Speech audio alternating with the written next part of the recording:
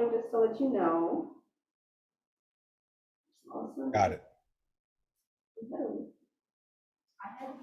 Hey, Jeff. I'm gonna leave you finally face to face.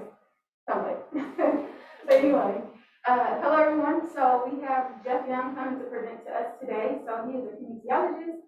He is certified as a strength and conditioning specialist. So anybody who is interested in the CSCS, he knows all about it. He's a medical expert in a lot of different, and he contributes to a lot of different professional organizations. He's presented at a lot of regional conferences. He's just a big wealth of knowledge. I'm really glad that he was here to present to us today. So, Jeff, go ahead and let's take it away. All right. Thank you very much. And it's awesome being able to help you guys out on this topic, which is a huge passion of mine. And as I mentioned to, I guess her name is Elise. I'm very involved with Penn State, which is my alma mater, their kinesiology program and their exercises medicine on campus initiative as well. So I'm definitely familiar with it. I'm going to do a quick share screen. If you can, is it possible to enable screen share? Yes, you should be good now. There we go. All right, so I created a slideshow and I'm going to fly through a lot of it because the most challenging thing to talk about is the resistance training, which I save for the end. And I want to just try to get through make sure I have enough time that we can have some Q&A at the end.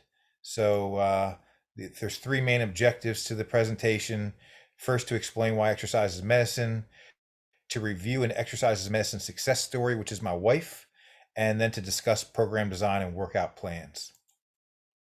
So the way I like to describe why exercise is medicine is to just kind of break it down by systems in the body and kind of focus in on each system. So you can, because we hear all the time that exercise is medicine, but I think that it gives it more clarity when you go system by system and get a sense of what's actually happening. So, but before I do that, I just want to mention that exercise, both resistance and endurance training, has a positive effect on nearly every system in the body. And progressive resistance training, or in other words, the development of strength, has a more beneficial effect on the neuromusculoskeletal system than any other form of exercise. And since a properly designed resistance training program can also significantly improve aerobic capacity, resistance training is arguably the best bang for your buck mode of exercise when it comes to fitness, health, and performance. So I don't know if you guys are learning that in class or if you're aware of that, but aerobic training or endurance training in the absence of a resistance training program can actually reduce strength and power. But strength training, progressive strength training, if it's a properly designed program, actually kills two birds with one stone. It can increase strength, or more than two birds with one stone, but at the very least it increases strength, power, and it can also significantly increase aerobic capacity. And now breaking it down system by system, when you look at the circulatory system, it obviously exercise in general, both resistance and aerobic training, improves aerobic capacity, blood flow to muscles, and can reduce blood pressure and resting heart rate. Its effects on the respiratory system, improved oxygen consumption, and can help reduce the risk or manage pulmonary conditions such as COPD or asthma by improving breathing efficiency and breathing rate. With the muscular system, there's a lot of positive adaptations. I didn't list them all here, but they include things like strengthening and increasing lean muscle tissue, strengthening secondary soft tissue such as ligaments and tendons, improving body composition in the absence of weight gain, improving overall function and the capacity to perform work, improving the ease of activities of daily living, such as walking upstairs and carrying groceries and things like that. It can prevent or reverse sarcopenia and can reduce or negate the risk of frailty syndrome, which is what sends older adults into nursing homes, which you definitely don't want. And then it also decreases the risk of injury. And by the way, I absolutely do best in a Q&A type of atmosphere, so don't be hesitant to stop me at any point in the presentation if you have any comments or want to ask any questions. With the nervous system, exercise and especially resistance training, as you're getting ready to see with the success story that I'm going to go over, improves neural drive, which more specifically means the firing rate, coordination, and synchronization of motor neurons. It improves both inter and intramuscular coordination and can prevent or control neural conditions such as multiple sclerosis and Parkinson's disease, and also facilitates something called neuroplasticity, which just means the reorganization of new neural connections, which I'll explain a little bit more detail in the success story, especially in response to learning or experience following injury and disease. With the skeletal system, increases bone density, reduces risk or reverses osteopenia and porosis. With the hormonal or endocrine system, it improves the overall function of this system, improves insulin sensitivity, which is obviously very important for people who have pre-diabetes or type 2 diabetes, and it can improve the control of appetite, which is extremely important when it comes to weight management or successful weight loss. Digestive system, it assists improving gut health, and with the immune system, it basically strengthens the immune system, and more specifically, it increases the volume of white blood cells in the circulatory system, and also things called neutrophils and monocytes, etc. The reason why, and actually this is fairly recent research showing why all this is happening and why exercise causes these things to happen, is because of a term that I think was just developed over the last 5 or 10 years called exerkines. And exerkines is just an umbrella term that refers to hormones, proteins, metabolites, which is basically waste products that are that occur in response to exercise, and RNA, which are secreted from muscles and organs in response to exercise. Or in other words, exercise wakes up muscles and organs, and causes this secretion to occur. So when you exercise, it's literally not only just waking up your muscles, but organs like your brain, your liver, adipose tissue, et cetera, and causes them to release these hormones and other things like proteins and metabolites. And what this does is it allows the muscles and organs to start talking to each other, through primarily the circulatory system, delivering these hormones and proteins and metabolites to distant organs, and they start talking to each other. And what this does is it positively influences and assists in improving the health and really even just the strength of and efficiency of organs and muscles. So to me, it's pretty amazing that just by exercising, you're literally just waking up everything inside your body. They start talking to each other, and they start improving their efficiency and health of each other. It's pretty amazing.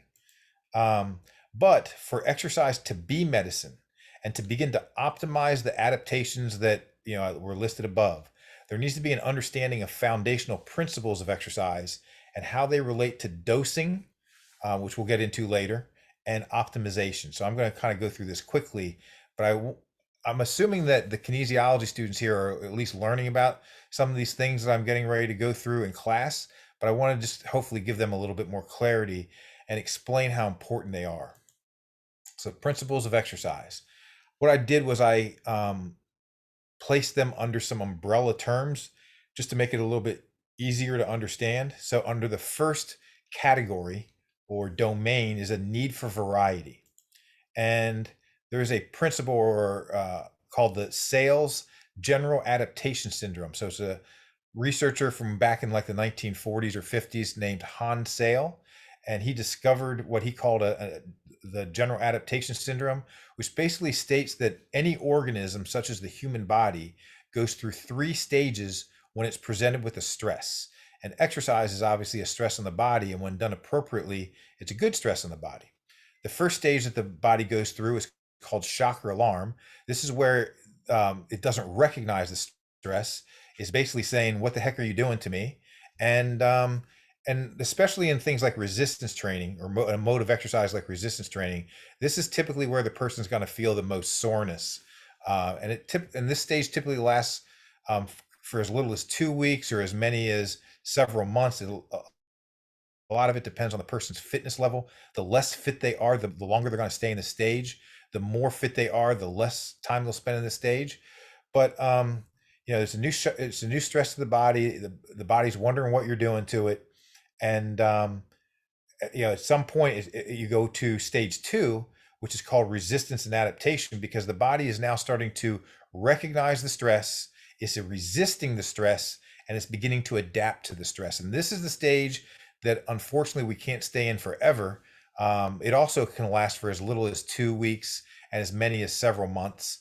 But this is the stage you want to be in, because this is where your fitness level is improving, your performance is enhancing, health is improving along with it, etc. But the reason why you don't stay in this stage forever is because at some point your body stops adapting to the stress. It has nothing left to adapt to, and it reaches stage 3, which is known as plateau or staleness. So the point of this principle or law is that we need to change the stress in the body. So there is a need for variety. We can't do the same thing over and over and over again. And unfortunately, humans tend to be creatures of habit, especially when it comes to exercise. And we go to the gym or whatever the case may be, we run at the same pace for the same distance, or we do the same resistance training exercises in the same order, with the same rep range and the same load. And you can't do that. If you want to optimize exercise as medicine, you need to change the stress in the body. There's a principle called the principle of variation, which basically states that planned variation, which can include this choice of exercise. And the reason why I put that is because in the world we live in today with Instagram and TikTok and things like that, one of the ways to stay relevant, unfortunately, is to come up with the newest, latest, greatest, coolest exercise. But that's actually not how to optimize a program. An optimal program revolves primarily around the primary exercises such as cleans, squat variations, deadlifts, lunges, presses, and pulls. And then you just insert other exercises, which are by definition assistance exercises, with a method to the madness. So the point is that there is something called the principle of variation, which says that we want variety in the program, but not really the way people are going about today. You want to base it more on varying volume, sets, repetitions, loads, and rest periods, which I'll go over a little bit more detail later. Also under the umbrella of the need for variety is a principle called the Law of Diminishing Returns, which as it relates to exercise basically states that by doing the same thing over and over again, it leads to stagnation. The central nervous system is no longer challenged to adapt. And another reason why we need variety in a program, especially from a resistance training standpoint, is related to two well-known laws in the rehab/sports medicine world called Wolff's Law and Davis Law. Wolff's Law relates to bone and Davis Law relates to muscle, but they both basically say the same thing. And they say that bone and muscle adapt specifically to the load placed upon it and the angle of push, pull, and rotate. So what that means is, for example, if you're doing squats, let's say it's a barbell squat or a goblet squat or something like that, don't always have the same base of support. Sometimes go just a little bit wider, sometimes a little bit more narrow. With deadlifts, sometimes go with conventional, sometimes sumo. With lunges, don't always do forward and back, and make sure you include diagonal and walking. Side lunges. With pulls, you want to do lat pulls and seated rows, and basically just vary the angle and your hand grip and things like that as a way to optimize the way muscle and bone adapts to increase this optimization as medicine as well. Then under the next domain is, is something called is the need for progression. And hopefully the Kines students are very familiar with this, so I'm not going to spend any real time on this slide. There's a principle of progression and the principle of overload, or they're combined. People combine them and say progressive overload, but it basically just says that your training should, you need to progress in frequency, volume, duration, intensity, and that from not necessarily from session to session, but from week to week or every other week, you really should be increasing something like the loads that you're lifting or the repetition range, switch from one to the next, etc. And then the next umbrella is the need for effort. Again, I'm not going to go over this in any real detail, but I want to at least mention them. You might be learning in your exercise physiology courses, Henneman size principle.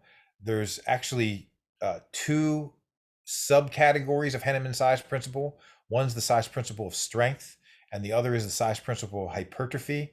They're very closely related, but basically the size principle of strength states that as loads increase and your repetitions decrease, there's an increasing need for the recruitment of more and more motor units and therefore muscle tissue, especially early in the set, and there's a corresponding neural drive and force output, which is ultimately what helps you increase your strength. And all that really means is that when you're down here and you're lifting in the 1 to 8 repetition range, which objectively is known as very heavy and heavy weights, and assuming that you're loading up so that you're loading up appropriately, so that you're choosing loads that are going to take you to at or near muscle failure in those 2 repetition ranges, what it does is it forces your body to activate both your endurance and your strength fibers right from the beginning of the set, because the load's so heavy, it needs as many motor units and therefore muscle tissue as possible involved in the set right from the start of the set. But as you start moving further away from what your 1 repetition maximum in like the 8 to 12 repetition range, the body doesn't necessarily need to activate strength fibers right away. Assuming you're choosing a load that takes you to at or near muscle failure in that repetition range, your body can actually lift the load by just activating endurance fibers at first, but then as the set continues and you start to get closer to muscle failure, then somewhere in the middle of the set, the body is activating your strength fibers. So it's still activating a ton of your tissue, but not right away like it does in that 1 to 8 repetition range. But once you start getting to that 12 to 15, and especially 15 and above, where the loads are now considered light and very light, there's just not much of a need anymore to even activate the whole pool of strength fibers. And it's the reason why there's very little effect on your strength unless you're a newbie. A newbie can lift just about any weight and is going to increase strength to some level. But once you are no longer a novice or a beginner, it's the reason why lifting light and very light loads do not lead to significant increases in strength. So hopefully I explained that in a way that makes sense. The Henneman size principle of hypertrophy is closely related, but it basically says that you can increase lean muscle tissue across a wide spectrum of repetition ranges. You can increase lean muscle tissue in as low as like the 5 to 8 repetition range, or as high as 30 to 40 repetitions per set. But it's also important to know that the further away you go from your 1RM, or in other words, the lighter the load, the more important it becomes to train to repetition maximum or muscle failure. And kind of the problem with that from a practical standpoint is that the loads are so light, you're not really having an effect on your strength. And B, you have to deal with that burning sensation and all the discomfort that goes with it. So even though it's true that we can increase lean muscle tissue in these very high repetition ranges, it doesn't mean that it's practical. It's still the most practical to spend most of your time training across like the 6 to 12, 6 to 15, or 4 to 15 repetition range. But the point of all this, in summary, is that none of this is going to occur, increases in lean muscle tissue or strength, unless you're training to at or near muscle failure. So there's a need for effort. You can't just lift weights and as soon as it starts feeling challenging, which is a phrase that the ACSM uses that is a little bit of a pet peeve of mine because it's ambiguous. What does challenging really mean? We're going to get to this in a later slide and give it more clarity. But you need to know what it really means to train to at or near muscle failure. And sometimes you can start to feel a little fatigued and it's starting to feel challenging, but you haven't really gotten close enough to muscle failure in order for these adaptations to occur. So there is a need for effort. So before I get to, so that's part one of the 3-part presentation. Before I get to the success story, I just want to ask real quick, is there any questions or comments on anything that I said? Did it make sense? I actually do have a question. It kind of goes back farther into, or earlier into the presentation, we were talking about how it affects the different systems. You had mentioned Sure. that exercise has an effect on gut health. Do you have any other information you can provide or elaborating on that? Because that's really intriguing to me. Yeah, unfortunately, I don't. I actually, if you want, you can email. I have my email at the last slide. You can send me an email and I'll send you the research I have on it. I have several studies. It's kind of, from a resistance training standpoint, it's still kind of new, um, as to the mechanisms behind why it's improving gut health. There's a little bit more research on the aerobic side, but since that's not really, since that's more of like what a researcher or a clinician would be interested in a little bit more detail. So to be completely honest with you, I'm aware of it, but because it's not what I do as far as my practice, I can send you research on it, but unfortunately, I can't answer your question in detail. No problem. I appreciate it anyway, and I'll probably reach out. So it'll be interesting to look into. Sure, absolutely. Elise, did you have a question? Yeah. Hey Jeff, so my question is, basically on what you last talked about. So you mentioned, when it comes to muscle failure compared to when it comes to actually feeling fatigue. So how do you identify that with maybe like a new learner or somebody who's new to exercise, the difference between fatigue and what that feels like compared to muscle failure, since they sometimes could feel the same? Yeah, if I understand your question correctly, I'm going to have so do me a favor, hold your question. I'm pretty sure that I have a slide or two at the end that's going to, or towards the end, that's going to answer it pretty directly. But if I'm wrong and it doesn't answer it, then, stop me again and ask the question and I'll make sure I get you an answer. I have a question regarding just the principles of exercise. So for me, I think I'm pretty well versed in foundations of exercise science, like specifically strength and conditioning, but I have trouble making a program. I don't know where to start, like applying these foundations. So Yep. where should I start? Yep. So that's part 3 of my presentation. So, hey, you're all jumping ahead. I'm just kidding. I'm just teasing you. But yeah, that's part 3 of my presentation. And once again, if I, hopefully I'll do a good job in my slides of answering your question. And if I don't, just chime in again and ask something more specific once you see the slides, and I'll make sure I answer whatever specific questions you have. Okay, we're all good. All right. So now I'm gonna try to make this part quick. Just because of time and want to try to get through part 3 of this presentation as thoroughly as I can. But Elise wanted me to include a success story as part of this presentation so you can get an example of exercise being medicine. And I couldn't think of a better success story than my wife. So, once again, I'll be kind of brief about this. So this is my amazing and beautiful Latino wife, Katura. We actually just last week celebrated our 25th year of when we first met, and we have our 23rd year wedding anniversary coming up in about 2 weeks. So her story basically is that about 5 days before her 28th birthday, which was almost exactly 18 years ago, she started feeling sick, like really sick. And she actually was hiding it from me for about the first 5 days.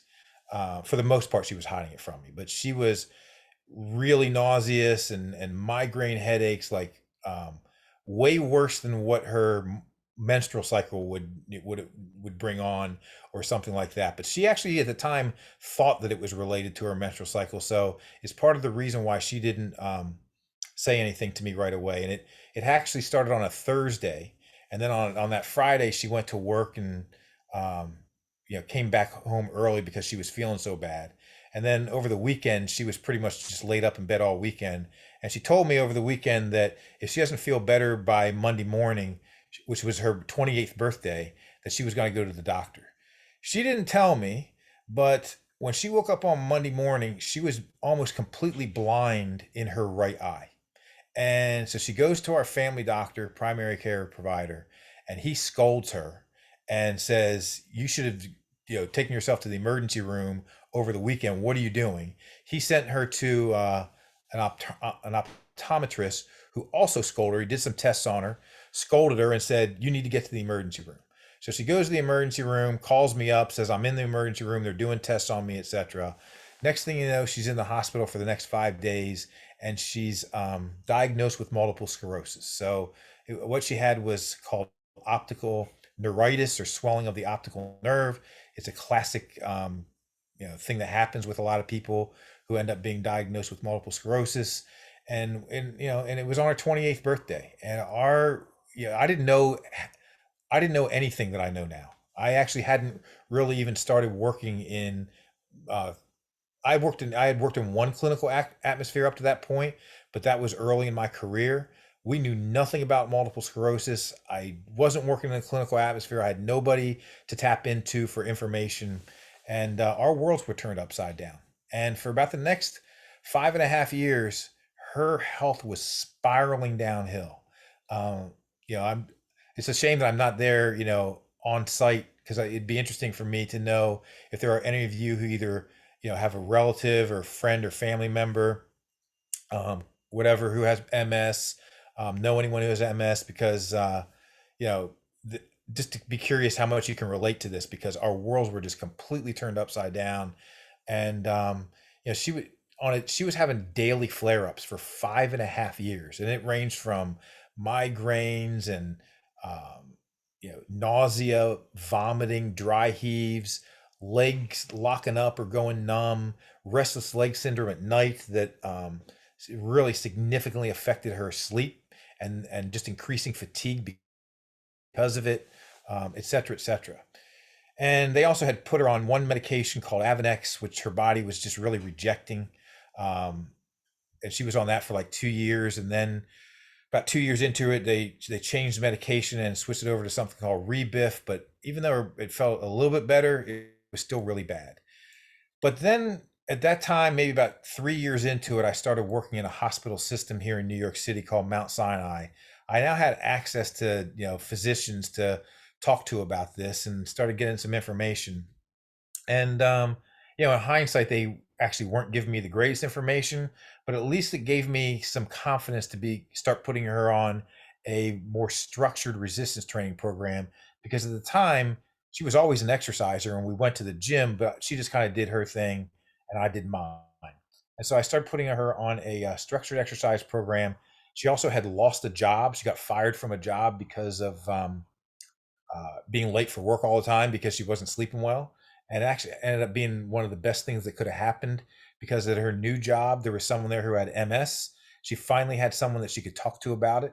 And the first thing she did was she made changes in her diet. She's a foodie, so she loves to cook and all that stuff. But the truth is, back then, she just had way too much sweets and, junk food and stuff like that in her diet. So fortunately, she's a foodie, and it was easy for her to make that switch and start really revolving her diet around fruits and veggies and fish, and a lot more hydration and things like that. So she immediately started feeling better. In the meantime, I put her on a resistance training program, which is the reason why I just want to show by this next slide that at first, even though I was learning things, and even though I had clinicians that I could tap into, I was still afraid. I was afraid to train her with too heavy of loads. And so at first, I trained her mostly in the 10 to 15 repetition range, with what's known as light and the upper end of the moderate loading domain. So, but with the changes in her diet, and we also made another change in her medication, which I'm not going to get into. It's just too long of a story. But she made a change in her medication, change in her diet, and now I have her on a much more structured program, and her body is responding really well to it. So her daily flare-ups started to reduce. They weren't daily anymore. They were they reduced in frequency, they reduced in intensity, and they reduced in duration. So we knew that we were onto something. And maybe somewhere around a year and a half, it's been too long, so I don't remember exactly how long it took, but somewhere around a year and a half or so into it, I decided that it wasn't going to kill us if we just dipped down into this 8 to 10 repetition range, even if it was just for a couple weeks with some heavier loads, just to see how her body responded. I was a little bit anxious about it. She was a little bit anxious about it, but we knew it's not going to hurt to just do it, even if it's just for a session or two. So we dipped down into that 8 to 10 repetition range with heavier loads. And sure enough, her body actually really responded well. And we immediately no longer were afraid of this repetition range. And so we started spending a lot more time training across the 8 to 15 repetition range, and actually not as much time in the 12 to 15 and more time in the 8 to 12. Many months go by, she's feeling a little bit better and a little bit better. So we took the same concept and we decided, you know what? Let's go down to the 6 to 8 repetition range. Let's see what happens. Once again, we can always just I wasn't training her to muscle failure. We can always adjust the loads if necessary. We only have to do it 1 or 2 sessions if we want to, and we can forget about it, but it's not going to kill us to do it one time or for a short period of time. And sure enough, her body really responded well. And so that's when we knew, you know what? We don't need to be so afraid of these heavy weights anymore. And so you're going to see in my later slides how I go about designing programs now for pretty much everybody, no matter what the disease and no matter what the musculoskeletal issue is. But the point of this slide is that just like a lot of people with training older adults or people with medical conditions and they're afraid to go heavy, I just wanted to point out that I was afraid too.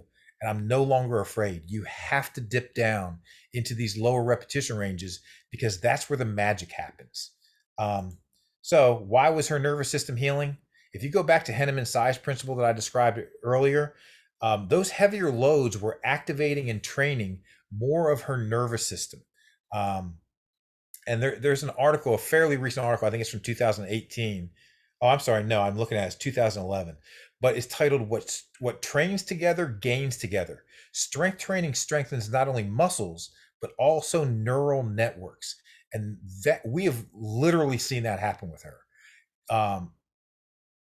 And now I realize how important strength training is. It's not just about strengthening muscles. It's not just about getting bigger and stronger. It's not even just about bone health. It literally strengthens and improves the efficiency of your nervous system, which is so incredibly important for people with neural conditions such as MS and Parkinson's. Other reasons why it was healing is because it facilitated neuroplasticity, as I mentioned earlier. Through these heavier loads, her nervous system was able to reorganize new neural connections, create new signaling pathways in response to the disease and the resistance training that we had her on. Also, the changes in both her exercise and her diet reduced chronic low-grade inflammation. So exercise has a positive effect on the body's inflammation, and MS is an example of an inflammatory disease. So it reduced her chronic low-grade inflammation, which also helped her to feel better and heal her nervous system. Her improved health then led to improved sleep habits, which also aided in recovery. And then the better she felt, the less stress she had, which also aided in recovery and healing. So it all just intertwined with each other. But I'm telling you, absolutely the diet played a big role in it, and hydration as well. But this would have never happened if we hadn't started dipping down into those low repetition ranges and really starting to work on her strength development so to have the positive effect on her nervous system. So I wanted to just include a video so you could get a real live example of what happens with her now. This is her fairly recently. Let me actually stop for a second. So she's 5'4" and she weighs 130 pounds.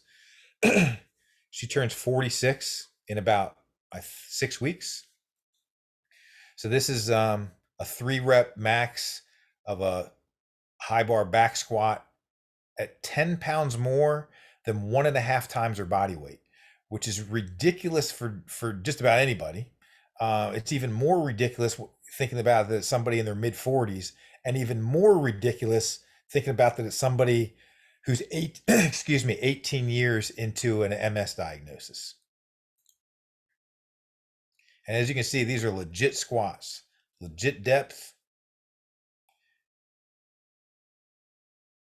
We rarely go down to this low of a repetition range. So some of this is kind of for shock factor, but I wanted to at least show you that we aren't afraid of lifting heavy anymore. Here is, let me actually press play again. So here she's deadlifting 280 pounds for 3 reps, which is twice her body weight plus 20 pounds. Again, it's ridiculous. I sped up in between her repetitions, which is why it'll look a little strange. But there's rep 2. This was about 2 months ago.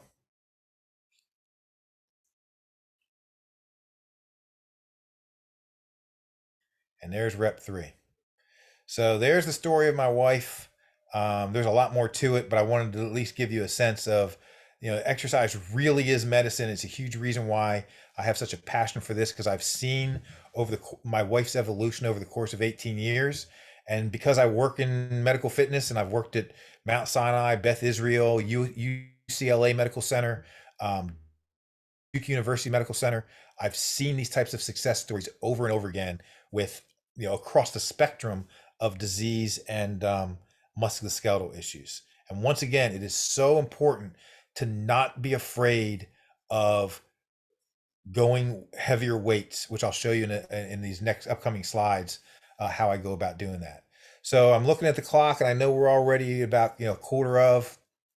The next slides are going to be on aerobic, which I'm going to go through very fast, and then spend maybe just a tiny bit more time on the resistance training aspect before finally opening it up for questions and comments.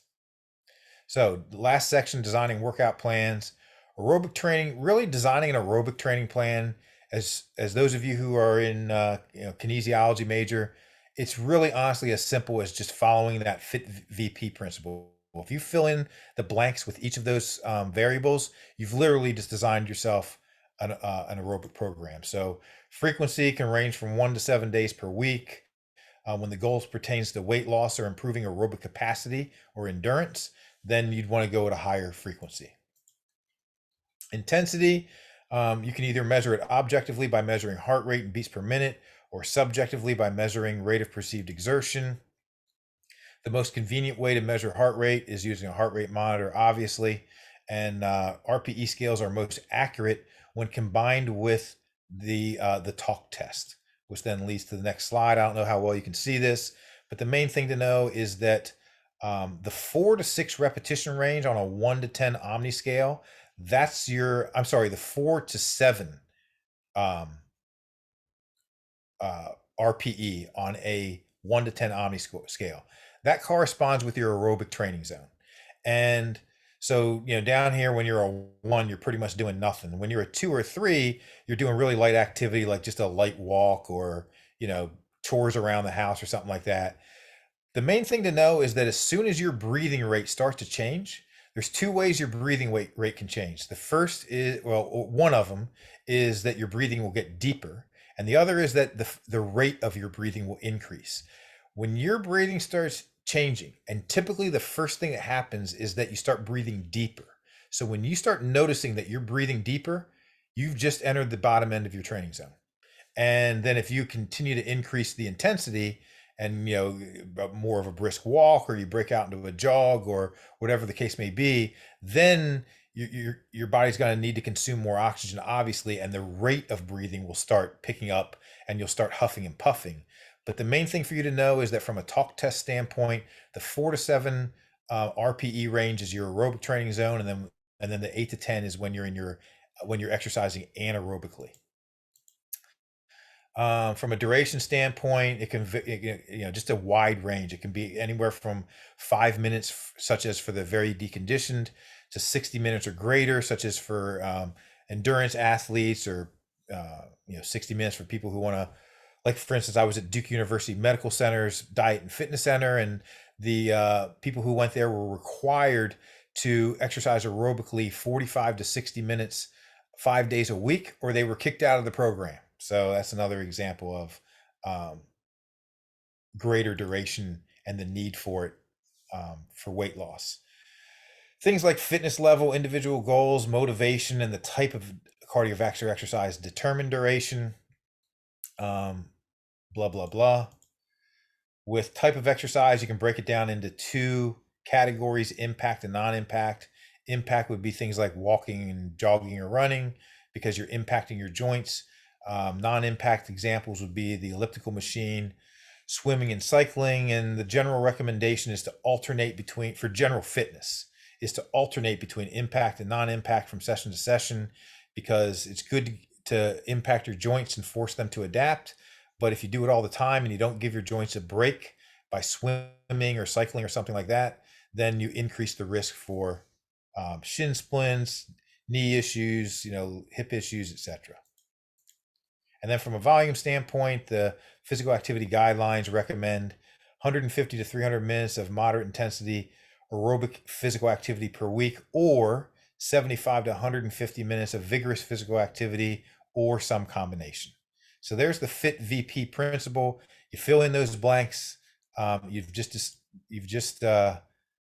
designed an aerobic program for yourself. And I'm sorry, I forgot progression, which can occur by increasing frequency, duration, or intensity of exercise, and is at the individual's discretion. This is actually important to know for those of you who plan on becoming trainers, strength and conditioning coaches, especially training older adults and medical fitness and people who are deconditioned or with disease. It's actually critical to understand that you should not be programming high intensity interval training or sprint interval training until the person can comfortably sustain at least 15 to 20 minutes of continuous aerobic exercise at moderate intensity, or in other words, around a 5 on an RPE scale, and related talk tests. So, one thing that's going on in gyms and health clubs is getting people who are deconditioned and starting them off with metabolic conditioning right away. You do not want to do that. So please keep that in mind. And then from a sample workout plan standpoint, you could begin with 2 or 3 days per week and progress to 4 or 5. You can begin with a 4 RPE, which would be the low end of your training zone, progress to the middle of your aerobic training zone to a 5 RPE. And then once you can sustain that for about 20 minutes, then you can progress again by inserting high intensity or sprint interval training into the program. An example of sample workout from a duration standpoint would be to begin with 10 to 15 minutes per session and then progress to 35 to 40 minutes. And then, like I said earlier, you want to alternate. In a perfect world, you want to alternate between walking or impact and non-impact. So before I get to resistance exercise, which is the last part of the presentation before some Q&A, are there any questions on anything I said regarding the success story or aerobic exercise?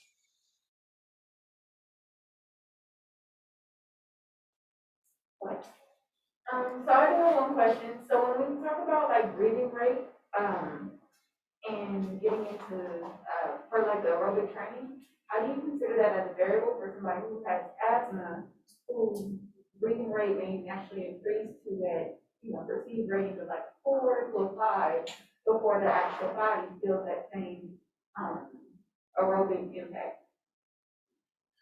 Yeah, unfortunately, I'm having just a little bit of trouble hearing what your question was. If there's anyone who can get closer to the mic and repeat it.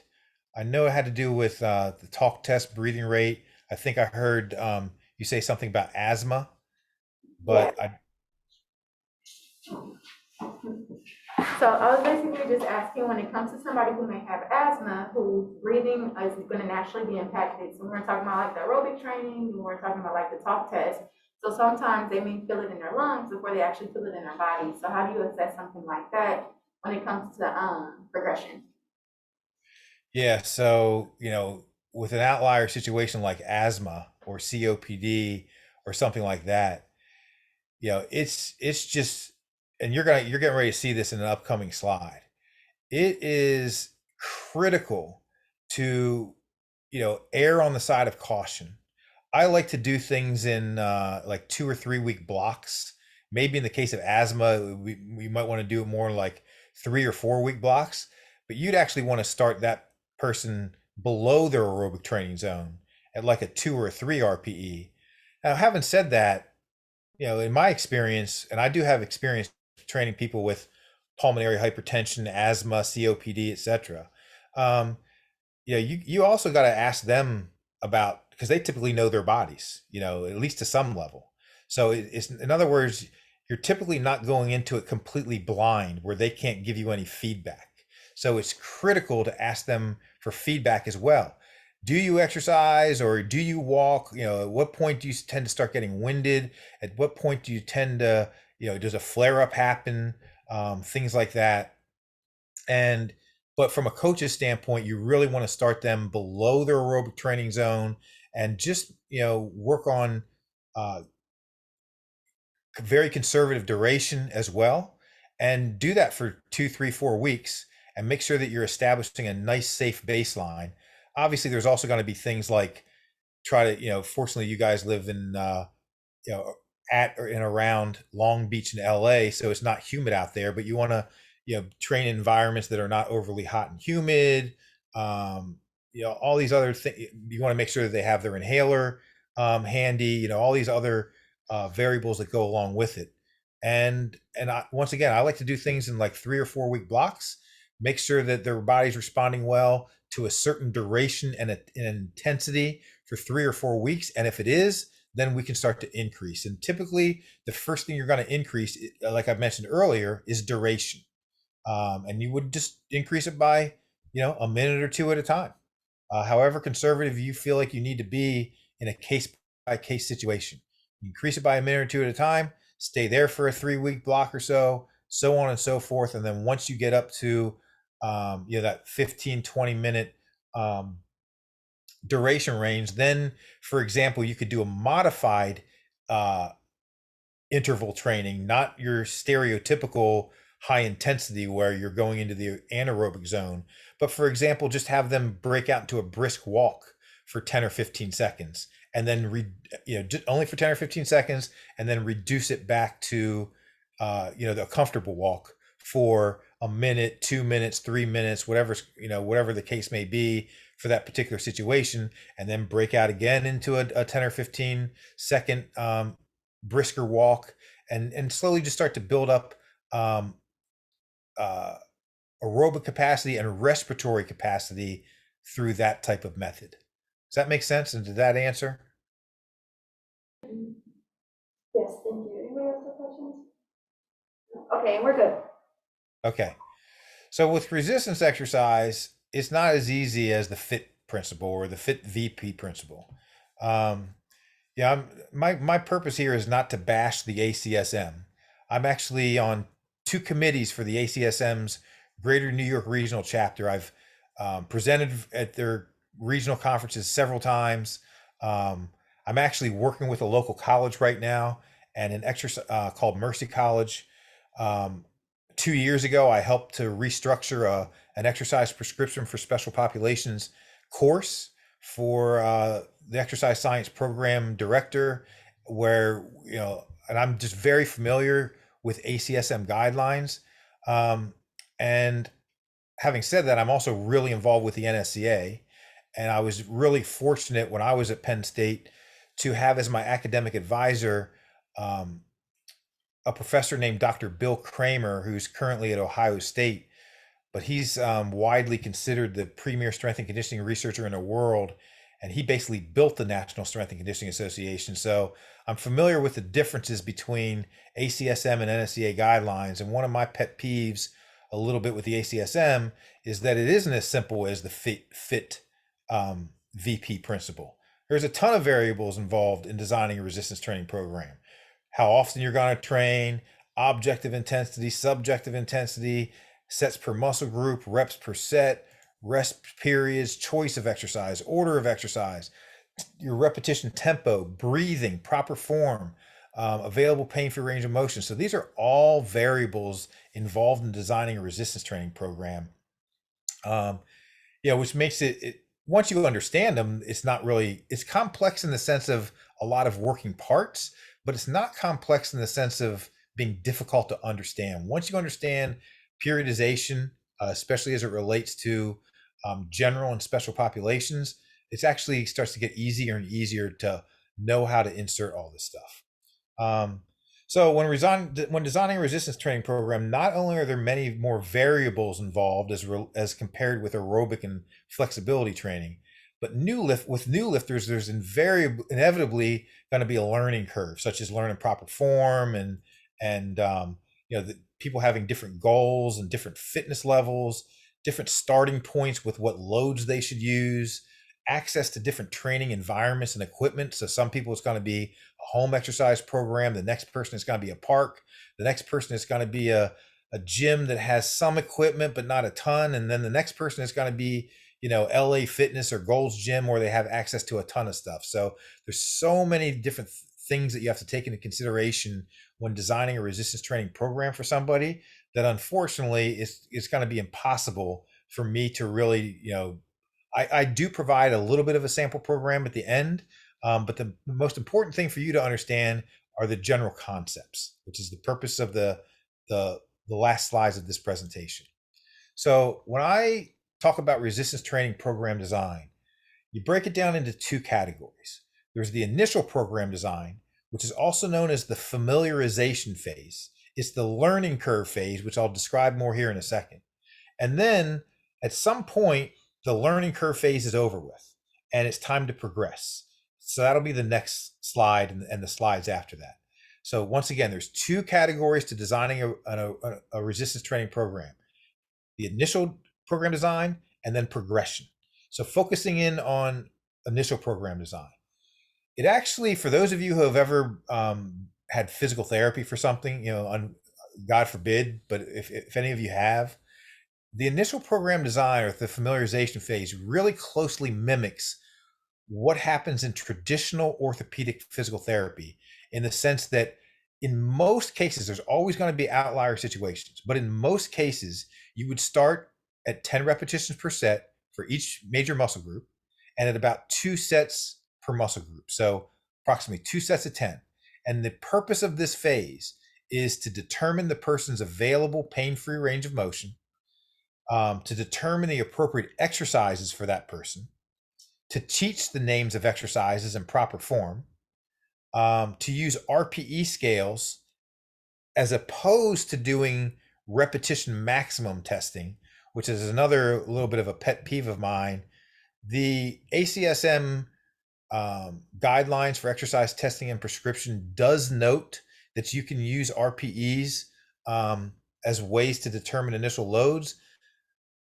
My personal opinion, especially for older adults and special populations, is that's the only way you should determine initial loads. You should not be doing 1 rep maxes or 4 rep maxes or 5 rep maxes. It's so much safer and more practical to just use RPE scales, which I'll describe more in an upcoming slide, to determine the initial loads and their rates of progression.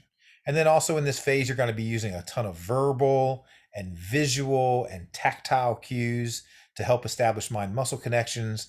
And you're using this, coaches are using this phase to also help, they got to learn their client's body and how they're responding. And the client needs to develop trust in the coach and the program. So you want to start off, this is basically just a way to add some clinical safety. You're starting off very conservatively. The intensity of the sets are warm-up intensity, which once again, I'll describe a little bit later in another slide, what I mean by that. But the way you determine the end of this stage is when the client shows proficiency, or when the person, I should say, shows proficiency in movements. In other words, they now understand proper form. You don't have to cue them so much anymore. They understand the movement pattern.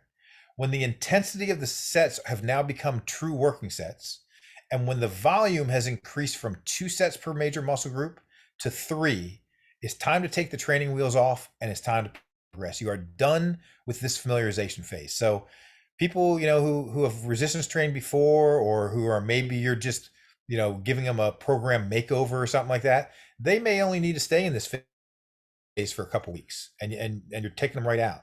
And other people may need to stay in this phase for several months because they have such a big learning curve, or you need to progress them so slowly. But that's a magnified view of what I mean by the initial program design and the familiarization phase. Once you're out of it, it's time to start progressing. And this is a really simple, common sense way to progress. I literally use this for pretty much everyone who's referred to me, no matter what their medical condition is, no matter what their musculoskeletal condition is. So we started at that 10 to 12, right around 10 repetition range. What I do is I increase the repetitions to 12 to 15, which is known as the light loading domain, the light loading zone. So it just makes sense to start them off with light weights. We stay there for about a 3 to 4 week phase.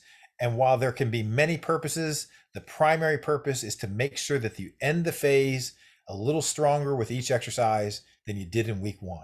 People lift the same loads over and over again, and you just shouldn't be doing that. So even if you're only increasing the load by a pound, by 2 pounds, by 5 pounds, whatever the case may be, you just want to make sure that at the end of the phase, you're a little stronger with each exercise than you were in the beginning. And what that does is it prepares both the mind and the body to drop 2 repetitions to the 10 to 12 repetition range. You're going to increase the weight accordingly. You're going to stay there for a 3 to 4 week phase, and you're going to do the exact same thing. You're just going to make sure that at the end of the phase, you're lifting you're lifting a little more weight with each exercise than you were as compared to week 1. You're going to progress in loads. That then prepares the mind and the body for when you reduce to 8 to 12 repetitions, same theme, and then you dip down into the 6 to 8 repetition range, same theme as well.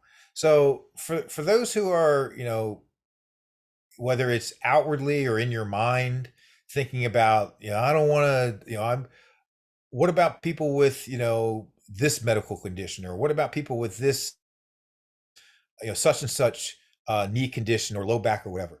The reason why in nearly every single case you can still dip down into that 6 to 8 repetition range is because, number one, let's say you stayed in the first 3 repetition ranges for 4 weeks each. You're 3 months into it. They've already been increasing their fitness level. So it's not like you're beginning at 6 to 8 repetition range. They have had some time to adapt and to increase their fitness level. That's one reason why you shouldn't be afraid of these lower repetition ranges. Another reason is because you can always use week 1 as a familiarization week. So in other words, barely increase the weight at all. Increase by a pound. You're still increasing the load, but just don't increase it a whole lot. And that way you're actually decreasing the RPE. In other words, by the end of the set, it's not going to feel that challenging because you only increase the weight a little bit. And then you use the next 3 weeks to gradually increase the load a little bit more, so that by the time you're at week 4, you're a little stronger than you were in week 1. And then what you would do is you take like a week of active rest where you can continue to aerobic exercise and do your hobbies and stuff like that. But you just avoid resistance training to allow your body to recover and recuperate from this cycle that it just went through. And then you can cycle through it again. And in theory, you should be a little bit stronger the second time around in each of these rep ranges than you were the first time around, et cetera, et cetera. And you can also move to a nonlinear program, which is outside of the scope of this presentation. But this is just it's a resistance training model that I've been using for 27 years. Once again, at Mount Sinai, Beth Israel, UCLA, and Duke Medical Centers, under the watchful eye of high-level clinicians. And I present on this at medical conferences, the American Physical Therapy Association conference, NSCA, ACSM. It's just a simple, common sense template to use with pretty much everybody. And then the other things that you can do within the scope of all this is slowly but surely start increasing the proximity to muscle failure, so that you're coming a little bit closer to muscle failure as compared to what you were doing at the end of the familiarization phase. You begin to vary intensity so that you don't want to always go light, but you also don't always want to go heavy. So within the scope of a week, you have some sessions that are a little lighter and some sessions that are a little harder. You start to increase your variety of exercises, and you also want to increase your set volume with a goal of 10 to 15 sets per large muscle group per week. More on that in a later slide. But I'm looking at the time. I know we've already been going for about an hour, so I want to really kind of fly through these last slides and then open it up to for questions. So from a frequency standpoint, you want to, in a perfect world, start with 2 days a week. You can then add a third. My bias is, obviously this is going to depend case by case, but I just am heavily biased towards a 4-day split routine. One reason is because it really gets you in the habit of going to the gym. The more frequently you go to the gym, the better. And especially since resistance training is the biggest bang for your buck mode of exercise, the more often you do it, the better. So that's one reason why I'm biased towards it. Another reason is because you can start splitting things up. It doesn't have to be total body training sessions anymore. You can start doing like lower body, like the way my wife and I do it is we do our heavy lower body training day on Saturday. We do a heavy upper body on Sunday, and then we do a light lower body on Tuesday and a light upper body on Wednesday. And you can also start reducing the length of your session as well, because you're only training part of your body. So Saturdays are typically an hour-long session because it's legs. And so, we rest a little longer between sets and stuff like that. But Sundays, we can usually get our upper body in like 45, 50 minutes. And then since Tuesday and Wednesday are light days, a lot of times it only takes us like 35, 40 minutes to get in sessions. So that's another reason why I'm biased towards higher frequency. From a weekly set volume standpoint, the least amount of sets you can do in a scope of a session or a week is 1. Recent research, which I'll show some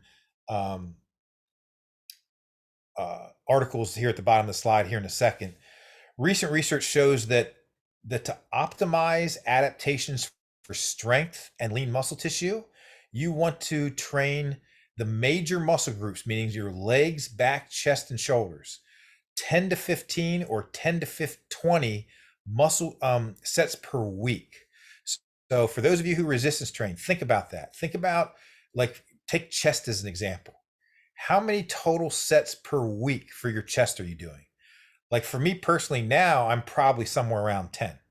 But when I was in college, I was training chest twice a week, and I was doing like 4 sets of flat, 4 sets of incline, 3 sets of decline, and 4 sets of flies every time I trained. So I was probably well above 20 sets per muscle group, and that's just using my chest as an example, which then leads to the next thing I wanted to point out, and that is that there's recent research that shows that for resistance trained individuals, it's very common for them to have weekly set volumes in the 16 to 32 set range. So it is, the ACSM is very conservative in their guidelines, and we'll talk about 2 to 3 sets a couple times a week, which is just 4 to 6 sets per week. No, optimal dosing across the lifespan should be at least 10 to 15 sets per major muscle group per week. And if you can progress into the 16 to 32 rep range, and you're recovering from it well, then all the better. So that 1 to 10 rep range would technically be considered underdosing.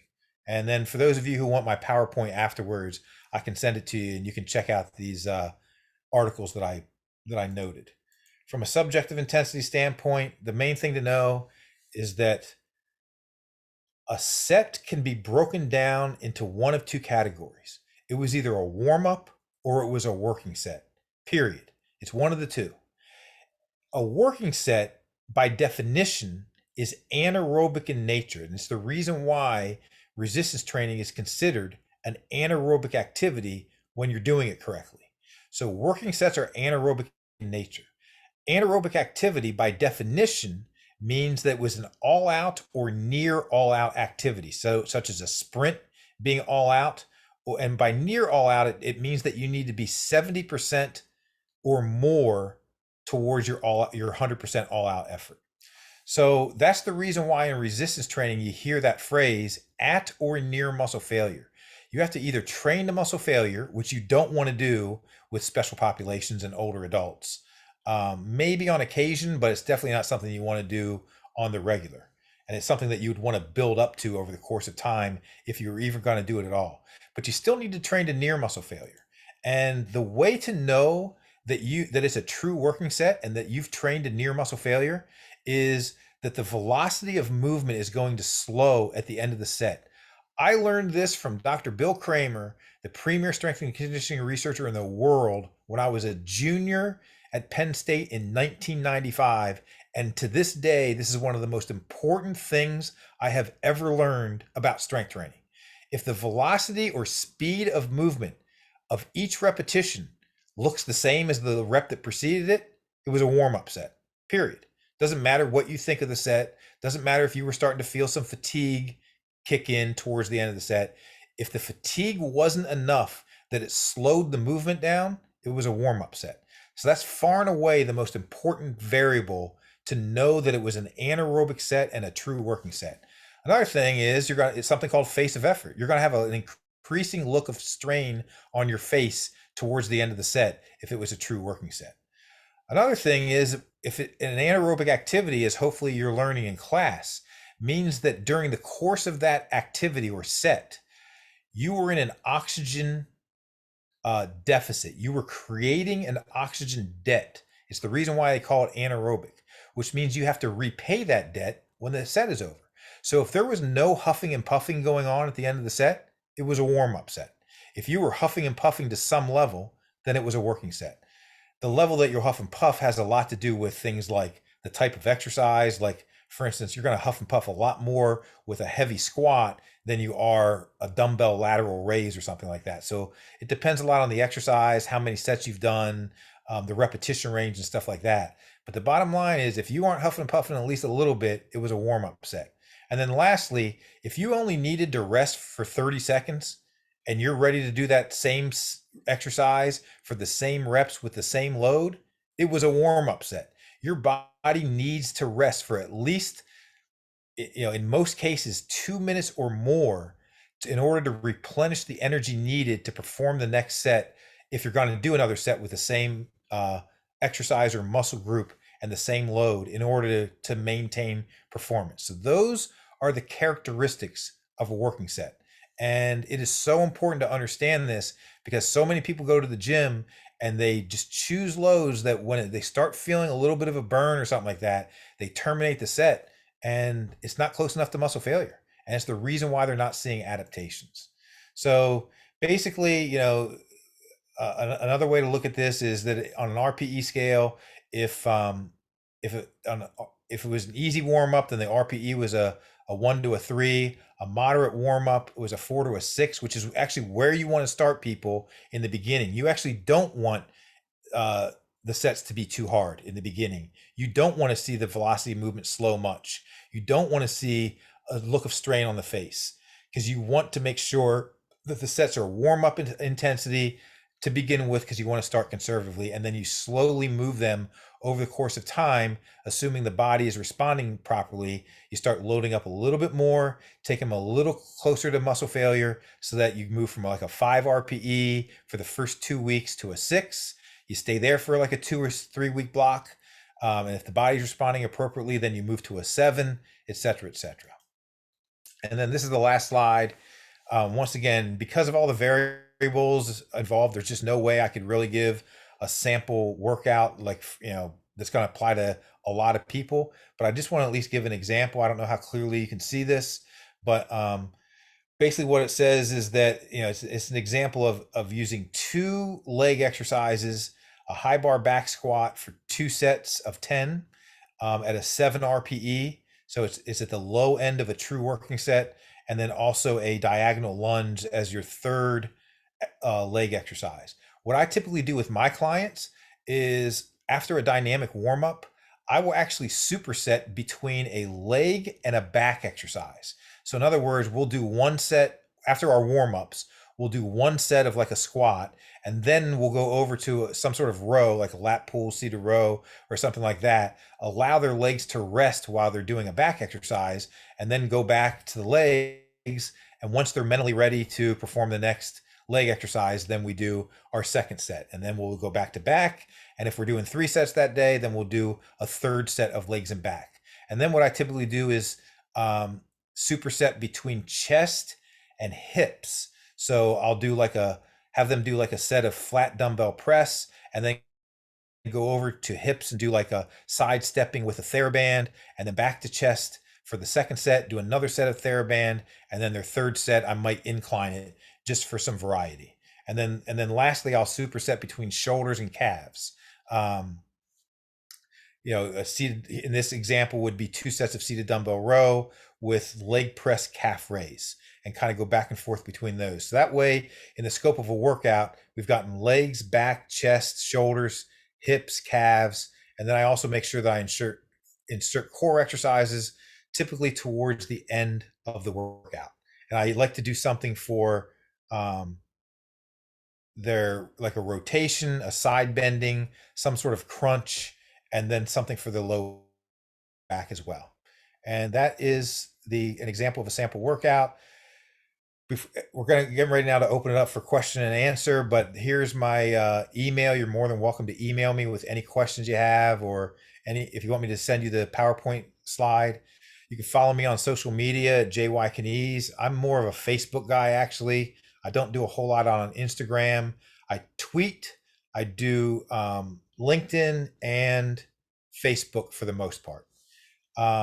There's a website that I have with a physical therapist partner of mine that I highly suggest you go to. It's got a ton of free content and also continuing education content for people who are trainers and need CEUs. And then if you want to take the photo or whatever of this QR code, and please, I'm the current chair of the NSCA's Special Populations Special Interest Group. We closely collaborate with the NSCA's personal trainers.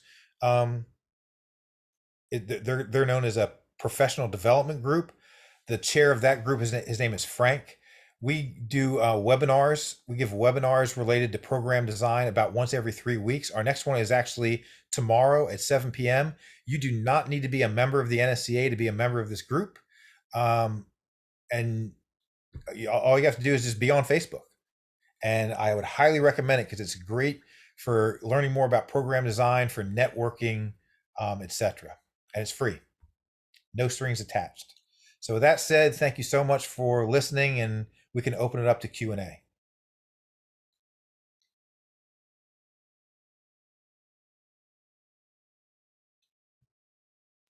Okay, so I just did a quick check around the room. I think we're all good here. Oh, just kidding. Okay, so my question is, so you said that you have a lot of experience with working in healthcare and the clinical field overall. So do you notice so I'm really interested in physical therapy. Do you notice an aversion towards heavier lifting when it comes to physical therapists? Yeah, so my colleague, business partner, physical therapist, his name's Dr. Thomas Hammett. So first of all, I've been working alongside physical therapists for 17 years. I'm a subject matter expert for the American Physical Therapy Association's Health Promotion and Wellness Council. My role with the American Physical Therapy Association is to regularly submit video educational content on exercise science, strength and conditioning, medical fitness, and bridging the gap between physical therapy and fitness. Thomas and I just presented at the APTA's national conference in San Antonio 6 weeks ago. It was a 7-hour co-presentation. Thomas for 3.5 hours and myself for 3.5 hours. And I had a bunch of slides related to your question because of the fact that there is an aversion to heavy lifting. I submit video educational content to them, etc., as a way to prove to them, you got to stop it. We got to stop being afraid of heavy loads. We have to stop being afraid of progression and intensity. It's a huge reason why we developed this NSCA Special Populations Group, to try to get this word out, to try to educate clinicians, whether it's physicians, physical therapists, chiropractors, et cetera, et cetera. So yes, the answer to your question is absolutely there's an aversion. I'm hugely passionate about it. I just presented at their national conference 6 weeks ago on this topic, and there's a physician-based rehab organization that I'm a subject matter expert for called the American Osteopathic College of Physical Medicine and Rehabilitation. They're known as Physiatry, and I'm going to be presenting for 4 hours in Tampa in about 6 weeks for their mid-year meeting, and I'm going to be talking a lot about this subject. Very passionate about it. So yeah, there's an aversion, but if you just do what I suggested in those earlier slides, a little bit at a time, use RPE scales. The magic happens in the 4 to 8 repetition range. That's where you increase neural drive, strength, power. You optimize tissue activation, et cetera, et cetera. We got to stop being afraid of that 4 to 8 repetition range. And let me actually say one other thing. I have a study recently came out just months ago, and this is just one of many, many studies. The subjects, the average age was 78 years old. They had Parkinson's disease, and they were placed on a 5-week high-intensity resistance training program where they were taken to muscle failure from week 1 at 5 repetitions per set.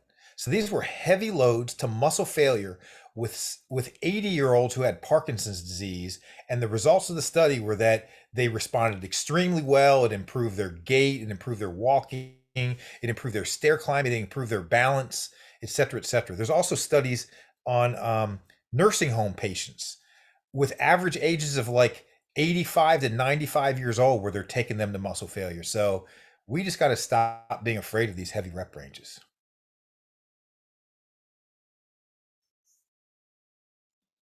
Okay, awesome. Thank you for all of this. We'll be sure to share this with our members as well, your links and everything.